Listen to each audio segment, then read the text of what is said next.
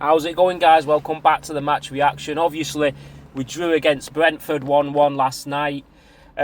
Usually on these defeats, sometimes I like to let a bit of time settle so I can see it from a different angle because, you know, straight after the game, I was pissed off thinking, how have we conceded? How is this? How is that?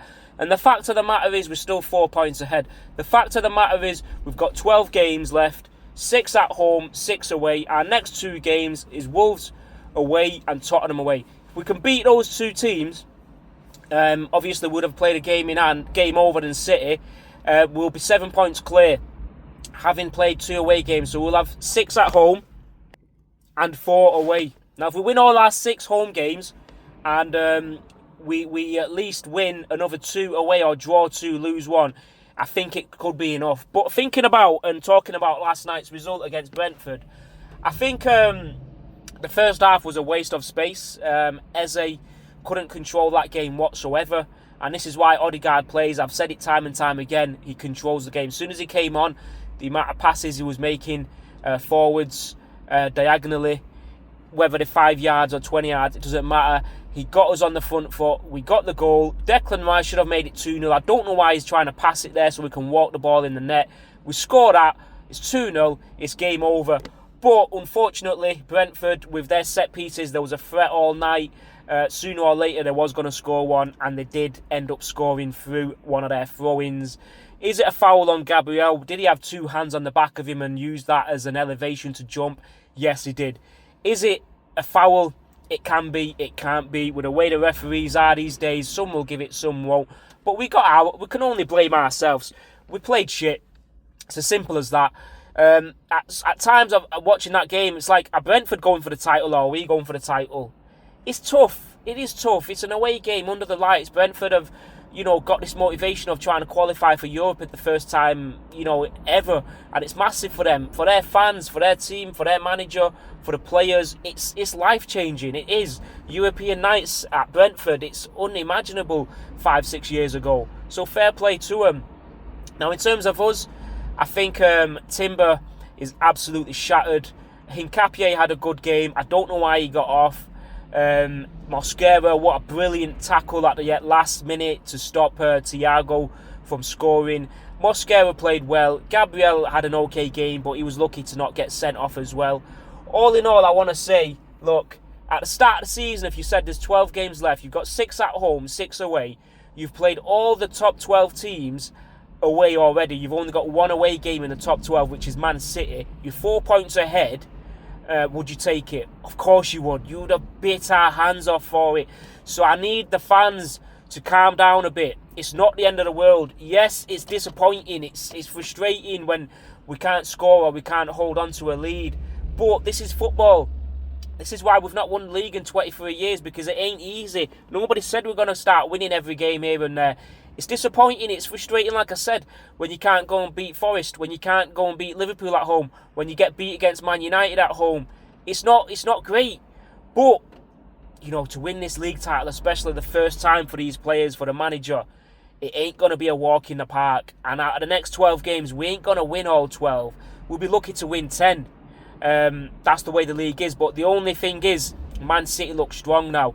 They've actually got a fitter, stronger squad than us now because we've got a few injuries, whereas they haven't. They've also added Semenyo and Mark Guehi to their ranks as well. So we can't forget that. Another thing I want to say is Arteta, he's got to just start to go in for the kill. I know it was a game, heavily relied on set pieces, duels, and we didn't have Mikel Merino, we didn't have Havertz, which obviously didn't help our case. But as soon as we went 1-0 up, I think Madueke needs to stay on. He's got that goal. He's the one who's trying to make things happen. He's the one who's trying to run into the box, create some sort of chaos and havoc. And he brings him off for Saka. What did Saka do in those 20 minutes, mate? What has he done in these last 20 games, should I say? Absolutely nothing. Nada. And the fact that, this is the moment we need him the most. He's our vice-captain, whatever. He's not doing fuck all, mate. And this is why I don't mind when Madueke plays.